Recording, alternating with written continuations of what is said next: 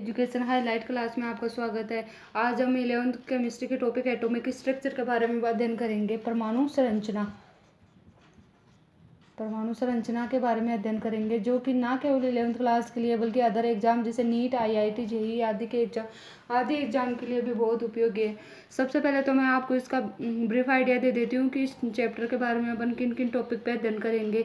सबसे पहले तो अपन एटम के बारे में पढ़ेंगे कि ये किन किन से मिलकर बना होता है, यानी कि इलेक्ट्रॉन, प्रोटॉन और न्यूट्रॉन के बारे में अध्ययन करेंगे। उसके बाद अपन किन किन वैज्ञानिकों ने कौन कौन से मत प्रदान किए उसके बारे में पढ़ेंगे। कि परमाणु के बारे में सबसे पहले रदरफोर्ड ने बताया, उसके बाद सोमर बोर मॉडल आया, उसके बाद सोमरफेल्ड मॉडल आया, उसके बाद हाइजेनबर्ग का अनिश्चितता का सिद्धांत आया। मतलब इन्होंने क्या क्या परमाणु के बारे में क्या क्या विशेषता बताई, क्या क्या उनकी क्या क्या दोष रहे, इनके बारे में अपन डिटेल से अध्ययन करेंगे। और उसके बाद अपन कैथोड रेज के बारे में अध्ययन करेंगे। तो इन सब के बारे में अपन डिटेल से अध्ययन करेंगे। तो और सबसे पहले तो मैं आपको केमिस्ट्री के बारे में बता देती हूँ कि रसायन विज्ञान किसे कहते हैं। रसायन विज्ञान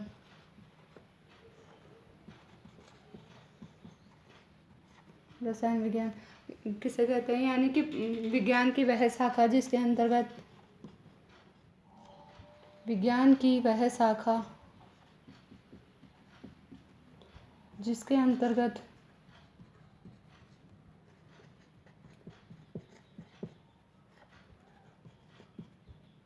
पदार्थों की संरचना, बनाने की विधियाँ,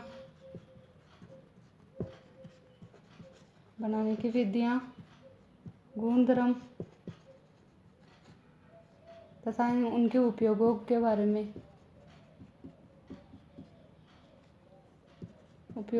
बारे में अध्ययन करते हैं।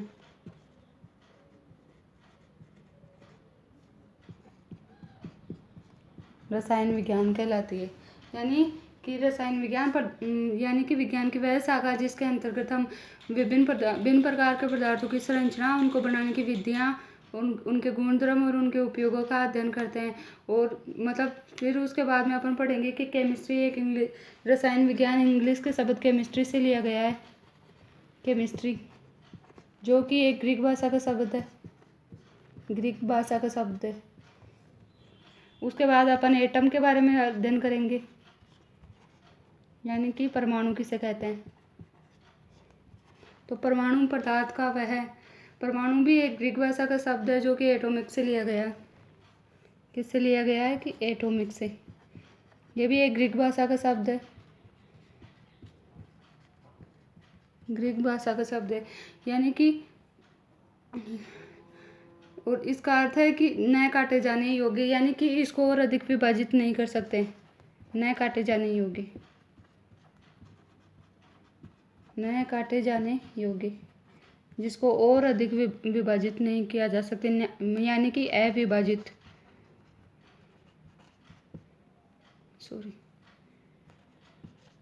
तो पदार्थ का वह सबसे छोटा कण जिसको और अधिक विभाजित नहीं किया जा सकते परमाणु कहलाता है। उसके बाद में जॉन डाल्टन का परमाणु सिद्धांत आता है, जिन्होंने कि जो परमाणु का डिटेल से अध्ययन करते हैं। और उन्होंने परमाणु के बारे में बहुत कुछ बताया, लेकिन उनके सिद्धांत की भी कुछ कमियां थी, जो कि इनके कमियां होने के बावजूद दूसरा वैज्ञानिक आता है जिन्होंने उनकी कमियों को दूर किया। तो सबसे पहले अपन जॉन डाल्टन का परमाणुवाद सिद्धांत पढ़ेंगे। जॉन डाल्टन का परमाणुवाद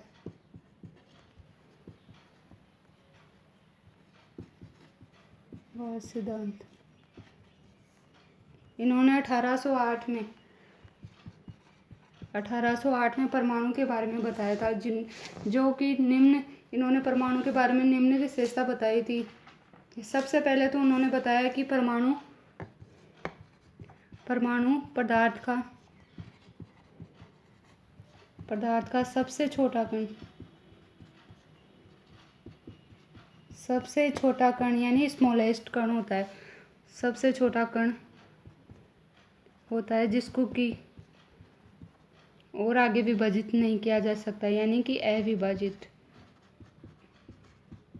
दूसरी बात उन्होंने बताई परमाणु के बारे में कि किसी भी रासायनिक अभिक्रिया में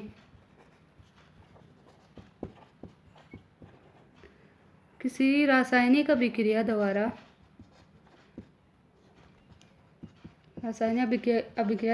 परमाणु को ना तो उत्पन्न किया जा सकता है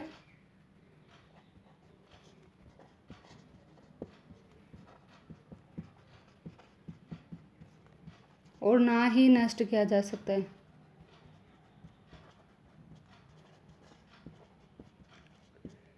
ना ही नष्ट किया जा सकता है। और तीसरी बात उन्होंने बताई कि एक ही तत्व के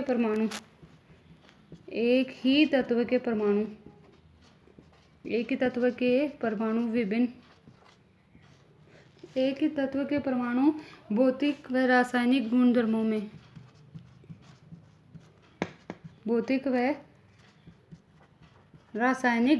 में समान होते हैं, यानी कि गुणधर्मों में समान होते हैं।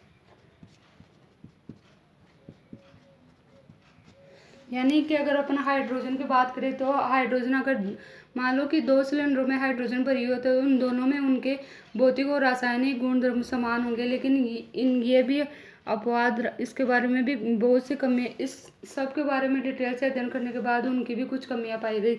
और चौथा पॉइंट उन्होंने बताया कि परमाणु भिन्न तत्वों के परमाणु, यानी कि भिन्न तत्वों के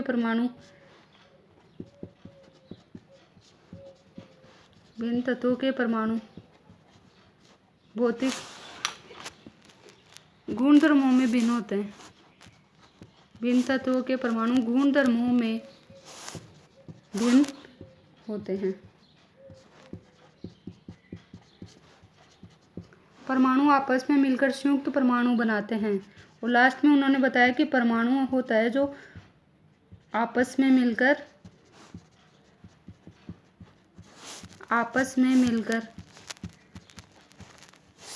संयुक्त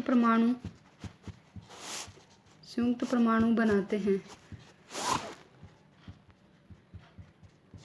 तो ये था डाल्टन का सिद्धांत, जो कि 1808 में उन्होंने दिया था। लेकिन इन्होंने परमाणु के बारे में ये सब कुछ बताया, लेकिन ये भी सिद्ध नहीं हो सका क्योंकि इनकी भी कुछ कमियां पाई गई थी। तो जो अपन नेक्स्ट वीडियो में डिटेल से अध्ययन करेंगे। आज के लिए बस इतना ही। थैंक यू, धन्यवाद।